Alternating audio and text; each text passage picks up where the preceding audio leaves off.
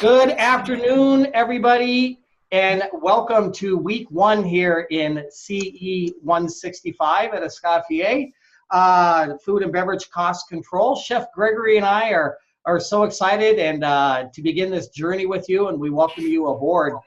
This is going to be a very exciting class.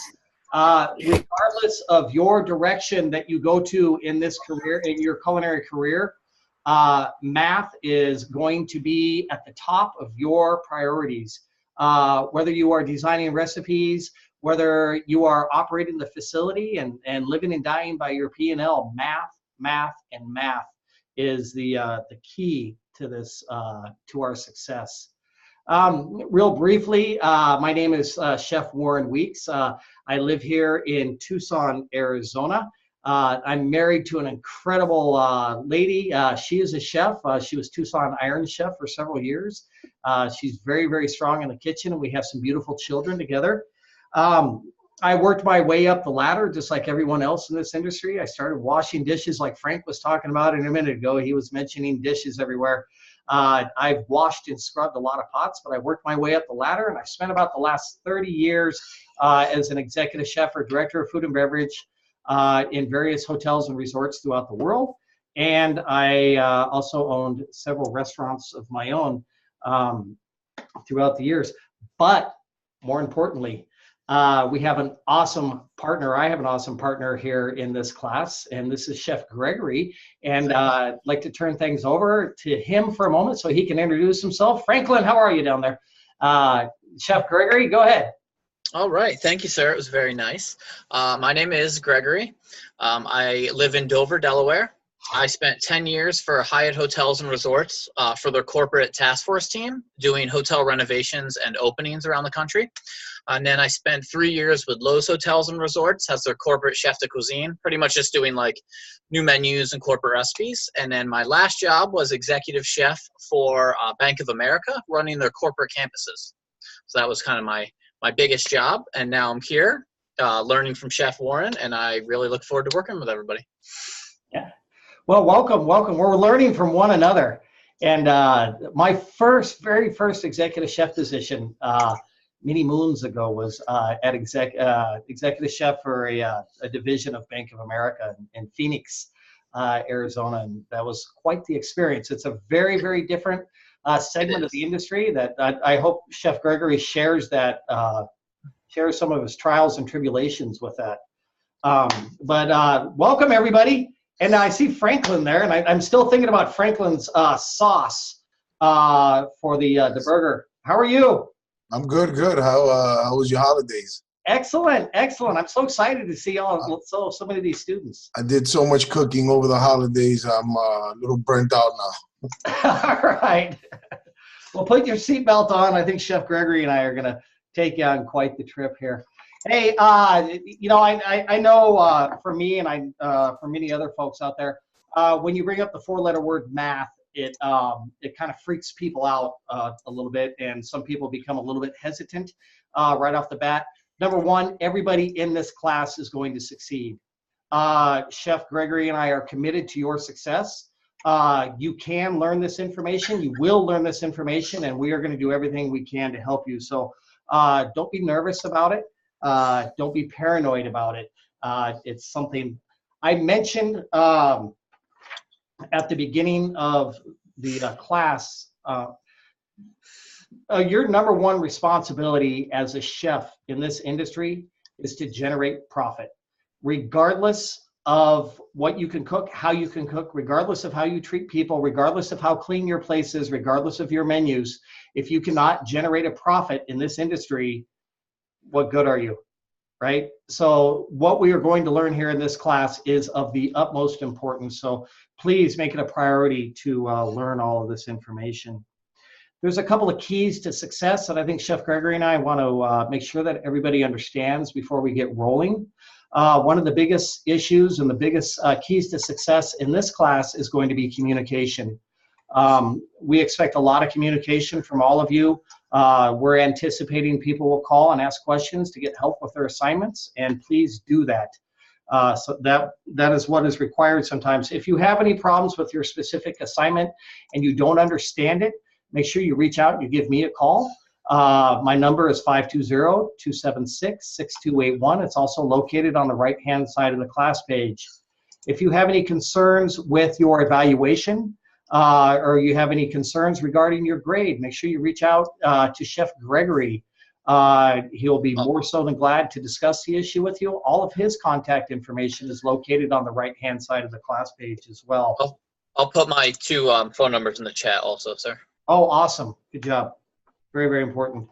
And as usual, just like the other classes, if you have IT questions, try not to come to Chef Gregory and I. We'll do, if we can't answer it, we will answer it, but the best way to get it resolved is to contact IT at 877-224-8576.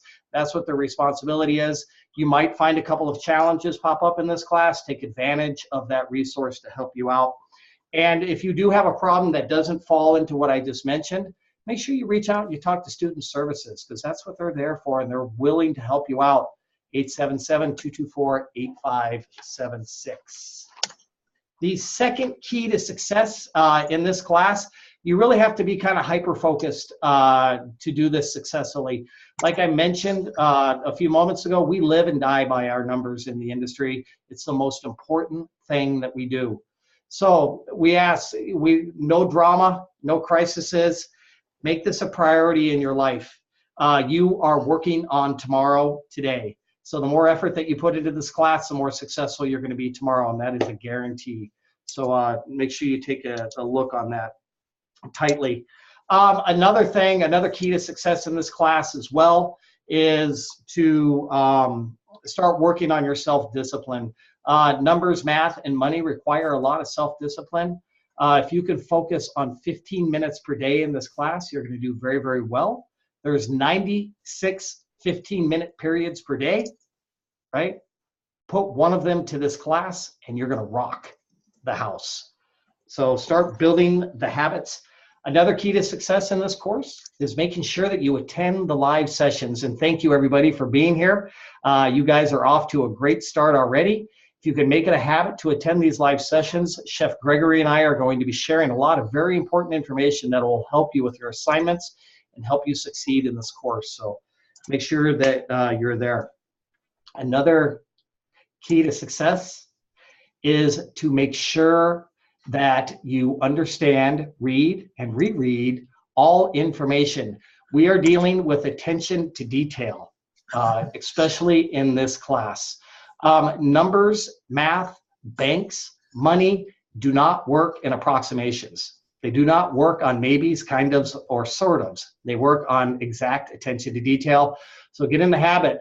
We're going to talk about some of our quizzes coming up over the next couple of weeks here in a few minutes. Those quizzes, you have to read, reread, and then read the question to completely understand what is being asked. And that will really help you succeed in this class. Big, big information.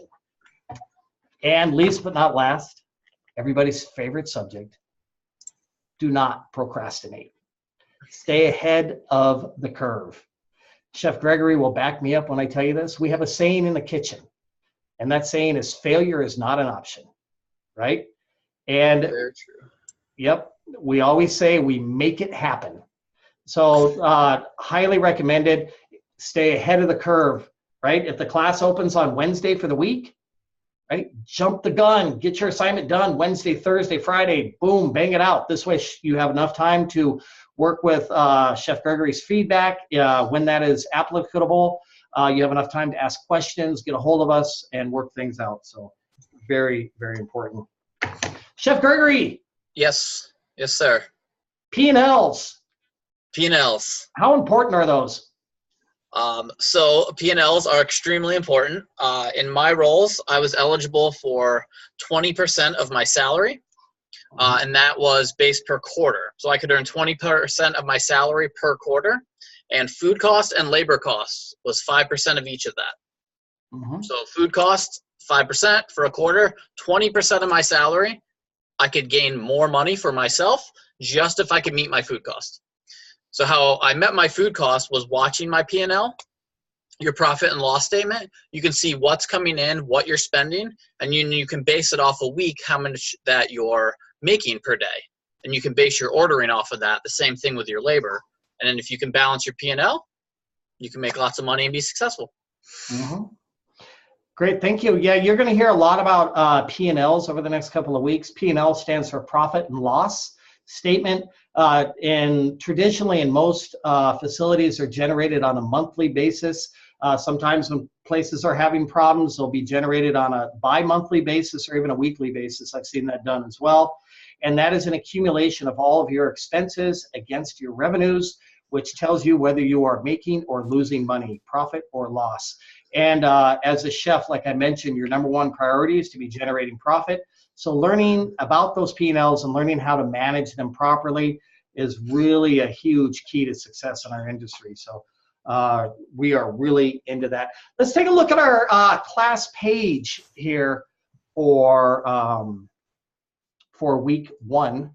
And for those of you that were with me in a prior class, I'm so excited that you guys are here once again.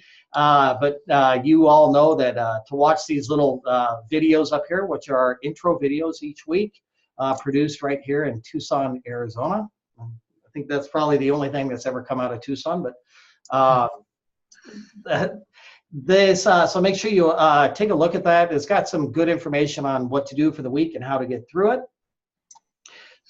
Week 1, conversion sheet. Conversions are going to be a heavy duty part of this class, and also a heavy duty part of working within industry. We go from cups to tablespoons, we go from teaspoons to tablespoons, we go from kilograms to grams to other forms of measurement. We go from liquid to dry. So we really need to start focusing on learning these conversions, which will help you with your math as you get along. Make sure this week that you really focus on restaurant math and action. Rounding is a critical part of the way we work. Like I mentioned earlier, we do not like to work in approximations when it comes to dealing with money. However, sometimes we do have to round up uneven numbers, either down or up, depending on the amount of digits, which you'll learn right in there. These videos down here are fantastic. Don't lose sight of them. Refer back to them throughout the course, especially things like weight versus volume, rounding, basic conversions, and unit cancellation, which are all critical information. So big. Week 1 live session. Thank you all for attending, and make sure that if you're not here that you watch the live session archive. Chef Gregory, you want to take a minute and touch on the bonus session? Sure. So every Tuesday at 5 o'clock, Chef Jonathan and I are going to do a bonus session, and it's going to be recap what we covered in class, and then also if you have any questions, Jonathan and I will be able to answer it for you. Also, we have Francie. She's our tutor. You guys can set up times with her if you would like. She'll also attend those. So it'll be kind of like a question and answer. If you guys have questions, we'll have a bonus session on every Tuesday, except for obviously after the final. Awesome. And Chef Gregory just mentioned Francie there just a moment ago. She's a fantastic resource to help you with any type of math challenges that you have. Highly recommended that you take advantage of her. Her information is located right down here on the bottom right-hand side of the class page. Contact her and she'll be more so than glad to work with you. And then once again, you can also get to meet her in the bonus session. This week, the recipe design for our discussion forum, make sure that gets submitted no later than Saturday this week. And then make sure you make your responses no later than Tuesday at 11:59 Central Standard Time of next week. Recipe design, we're trying to get a understanding of what motivates you with your recipes, and also help you to get an understanding of what motivates you with your recipes. This week, we have a quiz, which we'll discuss here a little bit later. It's regarding conversions, which you will be heavily involved in. And then down here, I think we're having, are we having challenges with this link right here? Yeah, but we'll get that updated for everybody. Okay. So every week, you guys are going to notice this class is set up a little bit different. So on where it says week 1 kitchen conversions, It'll be what we're going over in class and the bonus sessions. We're also going to send out a helpful hint sheet that'll help you for each problem on it. And we'll also send out sheets exactly how to do each problem. So if you're having trouble throughout the week, we'll send out links for worksheets you can read through on how to solve those problems. And something else you also notice, when you click on your assignment, you'll actually be brought to a quiz. So for those quizzes, you can take as many times as you would like within that week. So if you take it and you're like, I got 3 right, I didn't really feel that great about it, you can take it again. If you want to take it 10 times, or if you keep getting a 90 and you really want that 100, you can take it literally as many times as you would like within that week. So this one will open the end of today, and then you'll have until Tuesday at the deadline. But even if you take it once and you get a 40, don't panic. Just step back, read through the worksheets that we send out, and then you can just keep taking it as many times as you would like. Mm-hmm. Great information. And I went through the quiz a little bit earlier, and it's all about attention to detail, reading those questions and understand exactly what is being asked of you to do in the question. So if you're the type of person that just likes to glance at it and answer it, like so many of us are, you might want to start really working on creating that habit of taking the time, read each question twice, and you'll be much more successful. All the questions, once again, can be answered by watching referring back to all the research material, attending the bonus sessions with Chef Jonathan and Chef Gregory. So all the information is widely available. So take advantage of it. Let's move on. Let's start talking about some lingo, huh? Some of the things that Chef Gregory and I have been talking about, some of the terms we've been throwing out there. Let's try to get a good grip on what they mean. You're going to hear a lot of different terms over the next couple of weeks that we are talking about. And one of the biggest terms that you hear frequently is food cost. Food cost is literally how much money it costs you to sell that dish, right? How much money does the food cost that you are selling, right?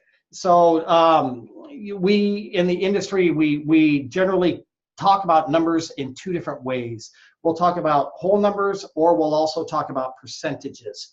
And we'll get into that here in just a little while, but there are very specific reasons that we do it in both different ways on P&Ls on a traditional fashion.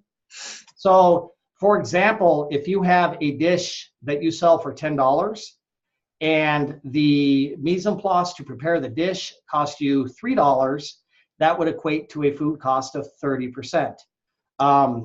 So that when we refer to food costs, we want to find out how much it costs to prepare that dish. Cake batter, same thing. You know, if your cake batter and your frosting and decoration cost you $5, you know, and then you know, I'm sorry, I got that reversed. If your cake batter and everything else that goes into it for your frosting, you know, it costs you $15 to make the cake. If the batter costs 10, the frosting costs 5, then it costs $15 to make the cake. And if you want to sell it at 30%, then you're going to have to sell it at $50.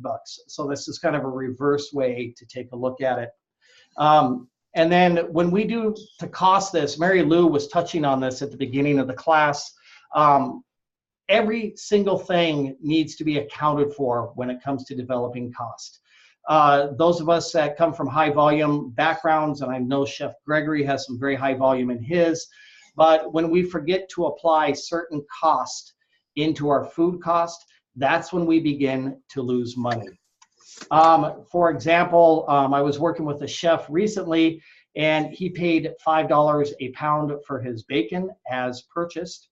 But he never figured in what the yield was after the bacon was cooked, right? So he was losing 30% of that bacon weight to fat every time he cooked it. So he had to go back and add in that 30% in order to accommodate for the grease that was going down the sink. When we purchase a product from our purveyors, that is referred to as a AP, or as purchase price, is very critical. Something to learn right off the bat about purchasing within the restaurant industry. We purchase very differently than you are accustomed to. We don't go to Walmart. We don't go to grocery stores.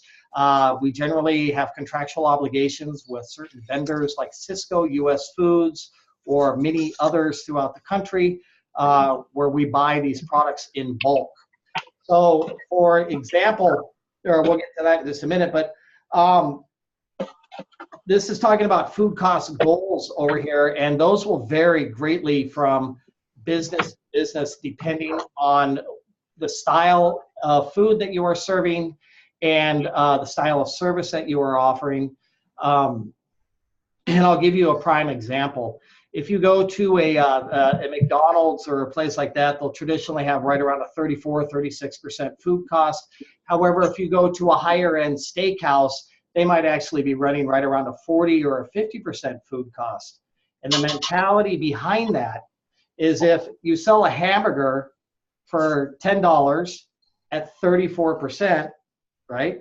It costs you $3.40 to make, right? And so you put about $6.60 into the bank each time you sell it to cover your labor cost and everything else. However, if you go to a steakhouse where you're selling a steak for $60 a pop at 50% food cost, every time you sell the steak, you're putting $30 into your bank account, which makes a big difference. So, you know, we'll probably talk about some generic estimates for food costs, 30, 32%, 28% in the industry, but it's all going to greatly vary depending on your actual concept. Some very important things to talk about right here. When we refer to food cost percentage that I just explained, how much it costs to actually prepare the dish. Kitchen labor cost percentage. That is a greatly varying number depending on the type of facility that you are working at. You have to remember that although we are paying our cooks, for example, $10 per hour, we also deal in the industry with what is called burden, payroll burden, and that is the cost of workman's compensation insurance, the cost of benefits, and everything else. That averages about 23% in industry. So if we pay you $10 an hour, we're actually paying you $12.30 per hour. So that makes a big difference. So let's switch over. Did I forget anything with that there, Chef Gregory? No, sir. It looks good. No, it looks good. Sound okay. Good.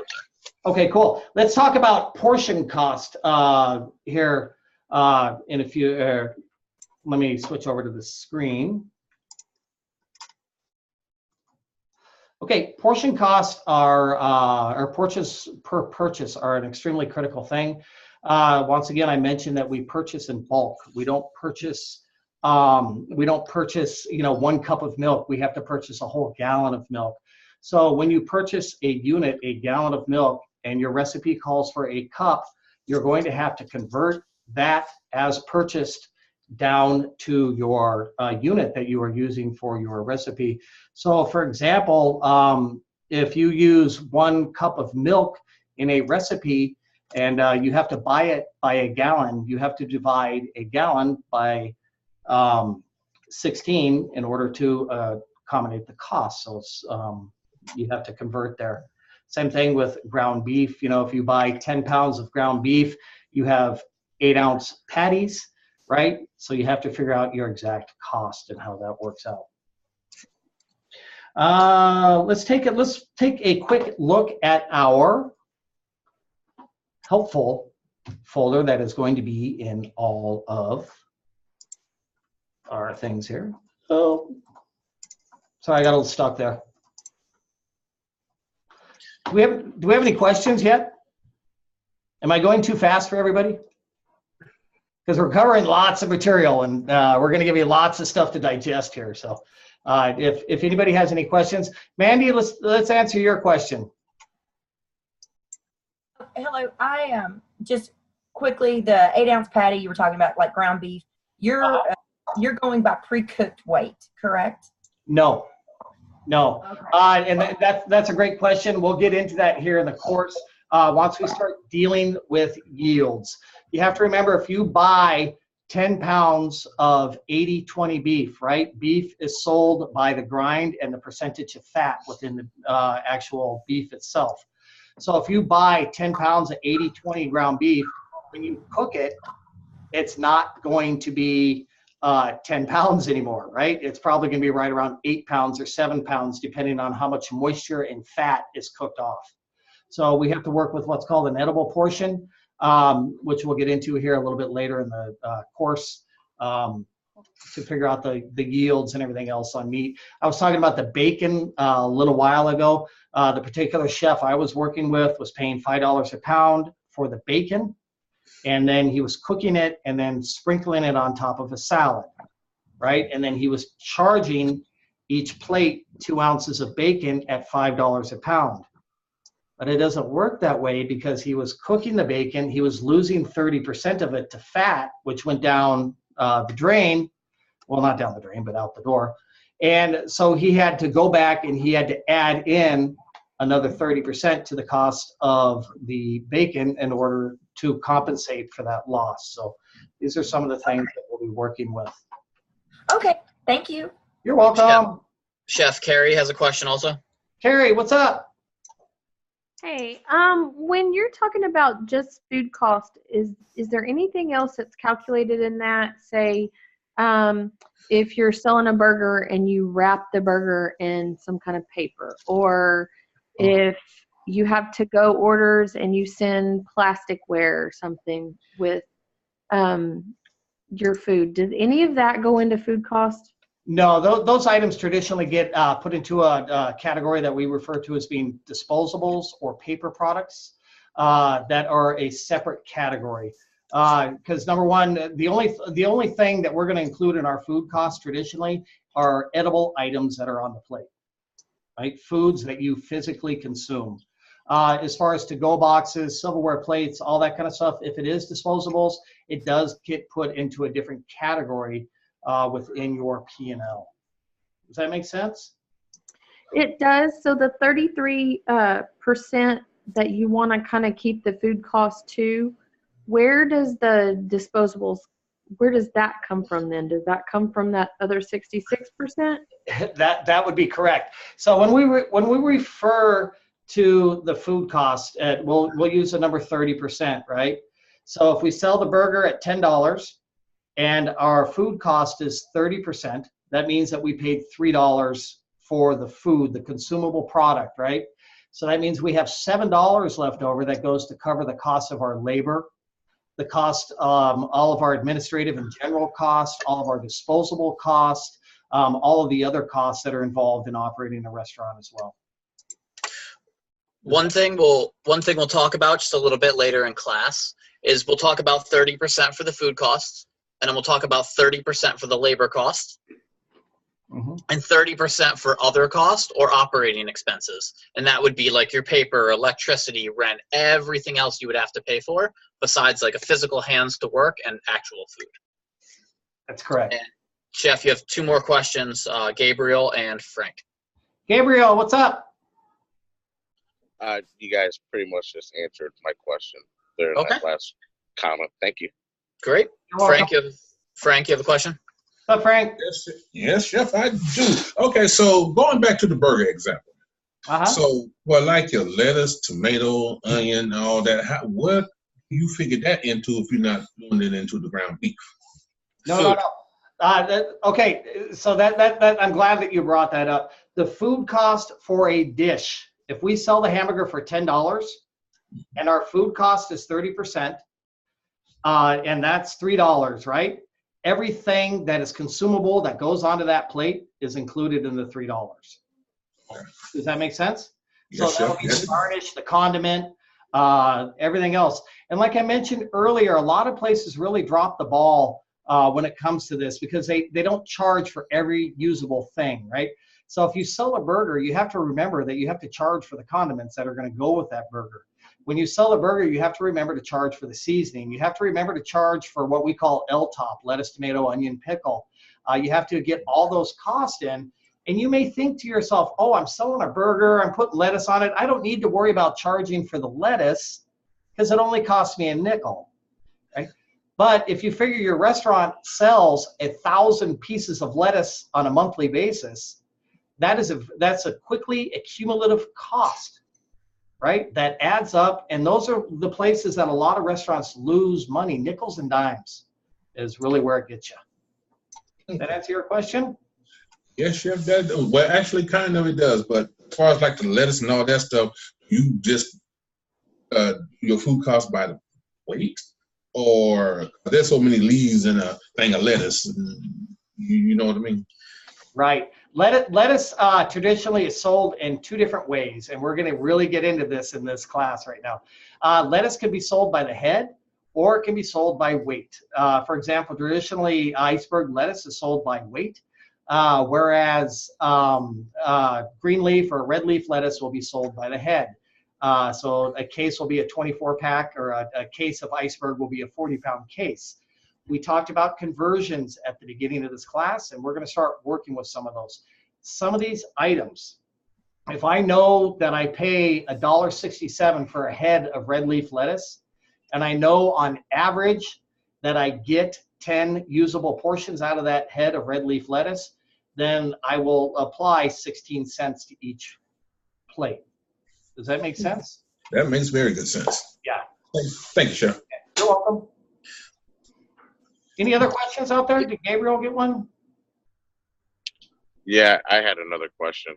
Sure, go ahead. Kind of like, yeah, I think part of the problem is, when we look at something like lettuce, it's, we kind of just like, man, not every burger gets the same amount. It's just kind of hard to figure in the cost of lettuce, in that period, which, if you're building like a salad and you go by weight, a lot of companies like Applebee's and stuff like that, they pre-portion that to keep on top of that. Right. And portion control, like you just mentioned, is a huge issue within the industry. Lettuce is a really difficult one to keep track of. And that is something you're probably going to work on average, because you can't get the exact amount of weight into each salad. But as the chef, you have to cost items out appropriately and get them as close as feasibly possible. And then that also requires a lot of follow through as a chef, a lot of keeping an eye on your cooks, making sure they're following your directions, making sure that they're utilizing your portion control methods to make sure that it happens. So we're not talking about something that we're going to institute. We're not going to sit down and draw all these pieces of paper out and then go out in the kitchen and start cooking. As a chef, it requires a lot of active follow through to make sure that these things are being followed, right? So that your cooks are using the recipes, so the cooks are using the portioning equipment to make sure that your food cost is maintained. Does that answer your question? Yes, I totally agree with that. And one other thing I also wanted to add that I've noticed in my experience, using, whether it's Sysco or US Foods or Gordon, I don't know, maybe it's just a more recent thing they've been doing, but when you buy like a case of iceberg lettuce, you get like 4 packs of 6 heads of lettuce, and it always seems that in one of those packs, there's one bad head of lettuce. You know what I mean? And like in every case, and maybe that's just how they ration it out or disperse of it, because not all lettuce is perfect, and at the end of the day they have to do something with it too. That's just something I've been keeping my eye on for like the last 2 or 3 years, and that's what I've come to notice. It's like, you figure you get a whole case of iceberg, well maybe you really don't get a whole case, because some of that lettuce is unusable, So you're going to have to, as a chef, it's in this class, you're going to learn over the next couple of weeks, if you're paying $10 a case for the iceberg lettuce and you're discovering that 25% of that lettuce is not usable, you are going to have to incorporate that 25% into the cost of the case of the lettuce in order to compensate for what's going into the garbage. Everything that comes in through your back door in a restaurant, you pay for, right? So you have to capture the revenue from it one way or the other. So that's something that we're going to be working on here. Timothy, what's up? How you doing, Jeff? Good. How are you tonight? I'm great, thank you. Question is, how can they monitor when you have establishments that have the packaged condiments? Is that harder?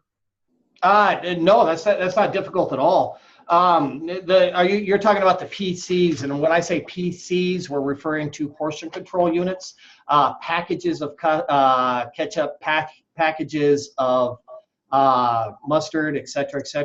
Correct. Yes. Number one, that's a big training issue that goes to your staff about how much is distributed with each customer. And then number two, you're also going to be working on averages with something like that. So for example, you might have 3 customers, right? One wants 4 packages, one wants 0 packages, and the other one wants 8 packages. So that's 12 packages for 3 customers, which comes out to 4 packages per customer. And then you'll go ahead and you'll just add that cost to your burger. So would it be advantageous to an owner to actually ask up front what you want on your burger, say, so you don't just have it free for all? Well, that really depends on your concept and the style of restaurant that you're serving. Most places say, hey, would you care for ketchup with that, or would you care for mustard with your burger? And then it's never a good idea to serve something and then ask if they want something with it. So correct. Yeah, I understand. Thank you. You're welcome. All right, sir. Would you like to go through the helpful hints or some questions on the assignment? Sure, let's do it. All right. So, are you going to share your screen? Yes, sir, I am. Okay, awesome. Minus my Kyle Busch background, I will. Okay, so this is the helpful hint sheet. We're going to put this link onto your class page, and then Chef Warren and I will be sending this out a couple of times for the week, and there'll be one of these for every week. This is obviously the one for week 1. So first, when Chef was talking about finding the question, reading what are you being asked for? What are you trying to figure out? What is the question? So to make sure to figure out what we were being asked for. Second, since we're talking about conversions this week, to convert all units to be the same. So for the first example, remember when going from a larger unit to a smaller one, you'll multiply. So 1 pound does equal 16 ounces. And that is also on your conversion chart that Chef Warren pointed out. And also, of course, Google, if you type in how many ounces in a pound on Google, it'll say 16 right away. So if you want to go from pounds to ounces, I will multiply by the conversion factor. So if you had 2 pounds and you need to know how many ounces I have, I know I have 2 pounds of ground meat, but how many ounces do I have? You take your 2 pounds. I don't know how I just did that. You take your 2 pounds. You multiply it by your 16 ounces in a pound, which we know from up here, and we have 32 ounces. Does anybody have any questions on that? That's going from a larger unit to a smaller one. Okay? So when going from a smaller unit to a larger one, you will divide by your conversion factor. So for this example, we have 1 gallon. There's 4 quarts in a gallon. So 1 gallon does equal 4 quarts.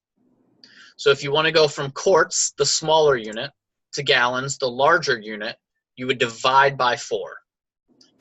So if you had 1 quart divided by 4 quarts in a gallon, you would get 0.25 of a gallon. So you'd have 1/4 of a gallon.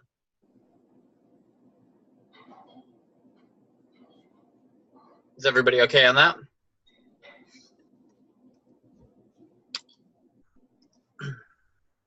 So going down, and this will relate directly to your questions on your quiz. And I do have a sheet just to show you a couple example questions. The numbers are changed, of course, from what you'll see on the quiz, but it'll show you how to come up with these answers, and it directly relates to this sheet. So for how many servings can you make? You'll divide the amount on hand by the amount that you need. So the amount you have, divide amount you need. So if you have 100 teaspoons of peppercorns, and you need 0.25 of a teaspoon to make 1 serving of beef brisket, how many servings can you make? You'll see this on the quiz. This is a very similar question.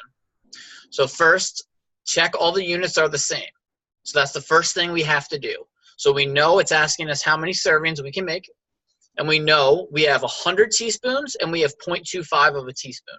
So we know that we're looking for teaspoons, both on the how many we have and how many we need to use. So we don't need to convert anything on this one.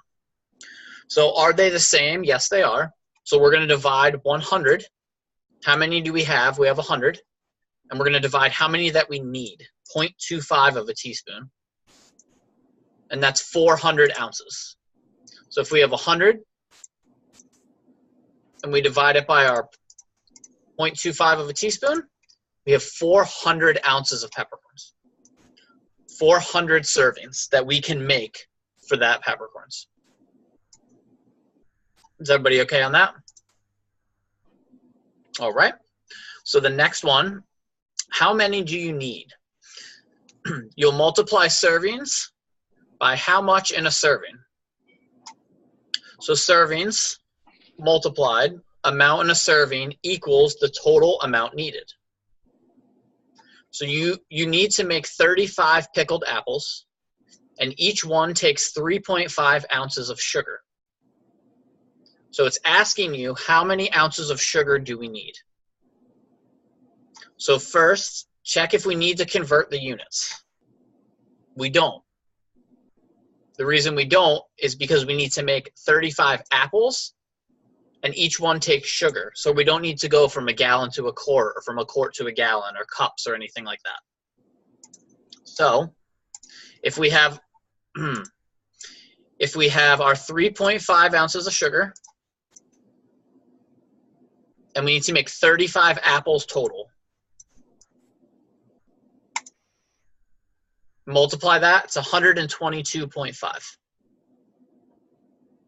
I'm going to switch over to the examples because it looks like Chef Jonathan is in here doing some arranging, so I'm going to switch out. So these are examples of some items that you would see on your quiz. So we just did the apple question. So these are exact questions you'll see, but the numbers, of course, aren't exactly the same. But for this one, we just talked about the apple one. We have 25 apple. We need to make 25 pickled apples. Each one takes 1.5 ounces of sugar. How many ounces of sugar do we need? So that's what it's asking us, is how many ounces of sugar. Do we need to convert anything? We don't. So we have 25 we need to make, 1.5 ounces of sugar for each.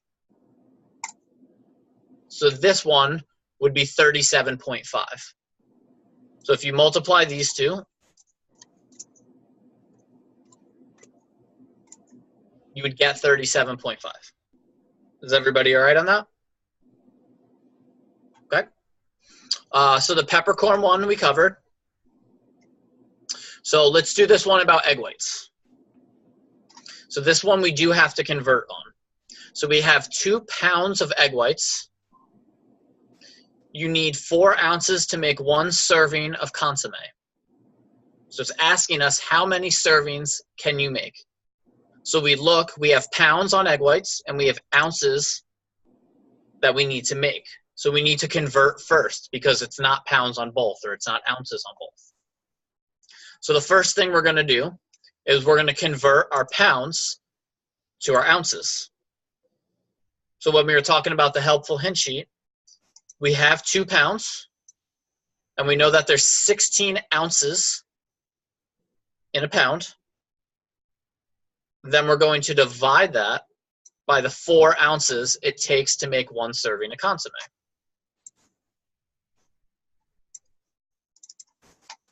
So we take our 2 pounds. We know that there's 16 ounces in a pound. We have 32. We're going to divide that by the servings here, 4, and it equals 8. So how many servings of egg whites can I make? How many servings of consomme can I make? I can make 8.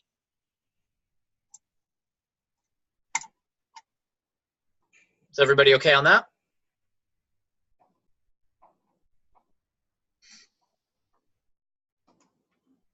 Good.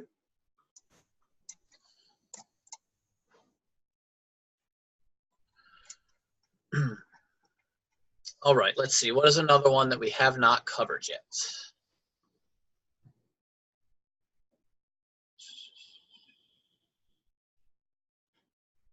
All right, let's do this one.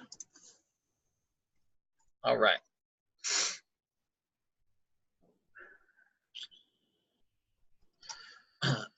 We have 1 quart of brown stock. You need 5 pints to make 1 serving. How many servings can you make? So we have 1 quart, and we're going to times that because we know we need to convert. We're going to times that by 2 because there's 2 pints in 1 quart. There's 16 ounces in a pint. There's 32 ounces in a quart. So we have 2. So we have 2. So that's the first part. Then the second part, we're going to divide what we need. 5, because you need 5 pints to make 1 serving. How many servings can we make? We can't even make a whole one in this case. So we have 0.4.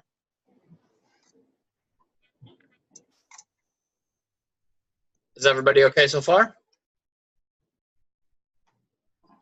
Chef Warren, was there any other questions that you wanted me to review on here? I think you're right on the money. I think this next question, or the question right here about the 8 quarts or the 8 servings of roast beef gravy is an ideal example of reading the question multiple times before you move forward, and attention to detail. The recipe states you need to make 8 servings of roast beef gravy. Each serving takes 2 quarts of brown stock. How many quarts of brown stock do you have to make? You know, so read it carefully, and it comes out. You're going to take the amount of servings that you need, which is 8. You know that you need 2 quarts for each recipe, so you'll multiply 8 times 2, which will equal 16. So there's no conversion required in there. So you're literally going from each to quart. Oh. And same thing with the following question as well. You're going from an each to an actual measurable unit. You need to make 50 servings of Caesar salad. Each serving takes 3 teaspoons of crushed garlic. How many teaspoons of crushed garlic do you need? So to figure that out, you just simply take 50, multiply it times 3, which will give you your answer at 150. So really read the question, try to figure out exactly what is being asked, which will help you. Try not to confuse yourself, try not to think too much, just try to figure out exactly what the question is. And Tiffany, in the chat, that helpful hint sheet, we're going to send that out, and it'll be sent out a couple of times a week. So you'll have that as a reference tool, and that guides you into what you're looking for. And then once you know what you're looking for, then you can answer the question. Just as Chef Warren said, you have to really read the question first. Just take out all the numbers and just read it. What are we looking to find? What are we looking for servings? Are we looking for how much do we need? Then from that, then you can decide if you need to convert. And then from that, you just do a simple math problem, division or multiplication for this week, and then you'll get your answer. And do remember that you can take the quiz as many times as you want. And I think Chef Gregory just did a fantastic job of explaining those things. I highly recommend that you take a piece of paper and a pencil to kind of break out the actual math from the question. Those questions are phrased as realistically as possible. Those are the questions that you're going to be asked in industry. So you're going to have to learn how to decipher the information that's actually being asked within that question. I recommend taking a piece of paper and a pencil, just writing out your math equation, and then it'll be a lot easier to figure out. One thing that I think everybody needs to understand, you're watching Chef Gregory do it, and it's a walk in the park. It's easy. For all of you, after a period of time, this will become second nature, and you'll be able to figure these things out quite quickly with a little bit of practice. So don't be discouraged right off the bat. Be patient with yourself. Practice, practice, and practice. So any other questions out there? Any other comments? Shannon, are you doing this at work? Shannon, do you do this? You're muted. There you go. I do it every day, sir. So you do what do you do this style of method, or you do something a little different? Well, we have the program. It pretty much does it for us. But when it comes down to inputting everything into the computer and our P&L, we do have to do a little bit of math. But a lot of it is pretty much, we have computer programs. I mean, I work for Outback Steakhouse. It's a multi-billion-dollar company. They got software for us to do all this stuff. Mm-hmm. We were spoiled also, sir. We just right. So, but I mean, coming down to food costs, these last 2 months. Speaking of, I'm glad we were on this a little bit, especially last semester or last quarter, whatever. I got my food costs down to a 30.2. Wow. And my back of house labor is a 9.2. Wow. So I'm getting everything down to, and my what we call it food waste, it's down to a 2.1. Wow. So I run a really tight ship. So this right here, I'm glad I'm doing this class now. So it's going to help me out a lot more, and I'm going to convert this over to my job. So it's going to help out a whole lot. But I do this every day, and I do look over P&Ls and food costs, food waste, and just numbers. How important is this in your job? This is the most important thing ever. It comes down to ordering trucks, comes down to, how much you budget. You have so much, you only have say you want to only spend $12,000 on this truck. You want to try to not spend $12,000. You want to save that for, say, your to-go supplies, produce, and then your silverware, so you're going to need plates and, whatever, whatnot. Right. So every little thing you can save, especially when it comes to the food, it helps out a whole lot. So welcome to industry. And that's the way it rolls. And, regardless of which aspect of the industry you go into, Franklin down there can probably talk a little bit about how important costing things out. Isn't that right, Franklin? Yeah, what I usually do is actually I put my burger, for example. I grab the lettuce. Chef Gregory, Franklin has an incredible burger that will rock your world. Nice, I like it. I have a Dominican cuisine food truck, and one of the main things is the chimney burger, and it's lettuce, shredded cabbage, tomatoes, onions, and a special sauce of 5 ingredients based on ketchup and mayonnaise, and 3 other ingredients that I really don't like to say much because a lot of people they make what's called Mayo ketchup, which is ketchup and mayonnaise. I make the original one. But anyways, what I do is in my burger, I sell it for $5, and I implement everything in there, the napkins and all that. It's good that you guys saying that goes separate. But for my burger, I give the napkin. I know how many tomatoes comes in the box. I know from one tomato I can get about 20 slices. Then I divide that. It comes out to literally minus pennies. Like a half a penny type of thing. But when you put that together with the onions and the lettuce and the sauces and all that, my burger comes out basically for about $1.70. Depending on the prices of the meats. And I get about 60, 65. I like quality, so I don't be cheap with it. I want to give people what they want. Even if I just make 50%, which I'm okay with that, because a box of French fries cost me $12, $13. It brings 6 bags in the inside, and out of 3 orders, I make my money back, and then everything else is PC. So it balances out. To sum it all up, though, Franklin, how important is this subject that we're talking about? Oh, extremely important. It's like Shannon said, it's actually the number one. This is what we work for. I mean, yeah, we work to do quality stuff, but at the same time, we want to make money. We have people that we need to pay. Front of the house, back of the house. The wife, in my case. Thank you for your comments, Franklin. I appreciate that. I want to get to Mary Lou here real quick before we kind of do a quick review about what we talked about tonight. What's going on, Mary Lou? So really quick, I just want to make sure I have the assignment and everything down correctly. I don't know if that's what you're going to go over or not. But obviously we have the quiz on there, and then that's a discussion question, right? It's not necessarily the assignment per se. No, there's the weekly quiz that is posted up on the page, and then we also have the discussion forum this week. Okay, so the weekly quiz, that per se is the assignment. That is correct. That is correct. Okay. It's a little bit different in this class. We don't have we have a lot more quizzes than we do other forums, but make sure you stay on top of that. Just to kind of give you a quick review, Chef Gregory went over some great information. He's going to send those sheets out to you. Make sure that you take advantage of them. If anybody needs some additional help or additional support, my contact information is on the right-hand side of the class page.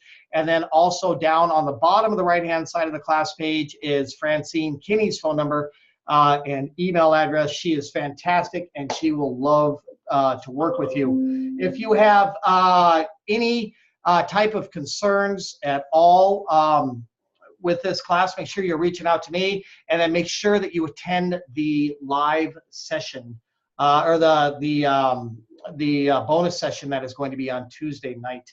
We forgot to cover one subject, and we're going to cover that here real quick about rounding, which is extremely important, and I want to make sure everybody understands this because we are going to get into it quite heavily later on in the course. Does everybody have a pretty good feeling about what rounding numbers is? Okay. So rounding numbers, we don't want to work with digits that go on forever. So for example, 0.3333333333, we can't have that. So we have to round that number up to a whole number. Most likely we are going to be working with 2 digits in this class. So it'll be 3, a period, and then 2 digits after the whole number. If the final digit, right, is a 5 or higher, you will round it up. If it is lower than a 5, you will round it down. Does that make sense to everybody? Yeah. And so for example, if it's 1.235, we will round to 1.24 because the final digit on this is a 5, so we will round up. That makes sense to everybody? Because that is something we will get heavily into later on in this course. I hope not everybody got too nervous about the stuff we were talking about. You're gonna get it. You will understand it. Just be patient with yourself. Practice, practice, practice. Does anybody have any more questions? Look at Mandy down there. Mandy, you all right? It seems a little bit odd. When I went to school, my math skills were absolutely horrible. I could barely multiply, but once I got into the kitchen and I started working with this numbers, it all began to make sense, and it all came together. I'm not a believer that all of us learn behind a blackboard. I am a believer that a lot of us learn with our hands, and a lot of us learn in untraditional methods. So be patient with yourself. We're going to keep working with you. We'll keep trying different things to make sure everybody gets it. This is exactly the class that I have been looking forward to and dreading since I started. And I'm like, and I was late. Sorry, but and I was like, oh my God. So yeah, I'm gonna have to. You're gonna challenge me, which is fun. With that, I'm that big a nerd. So yeah, yay. Don't be concerned. You're gonna succeed. You're gonna make it. Everybody's gonna rock it out in this class. Chef Gregory and I are here to help you and work with you and take advantage of you. You might want to really consider attending the bonus sessions on Tuesday night. Those are at 5 p.m. Central Standard Time.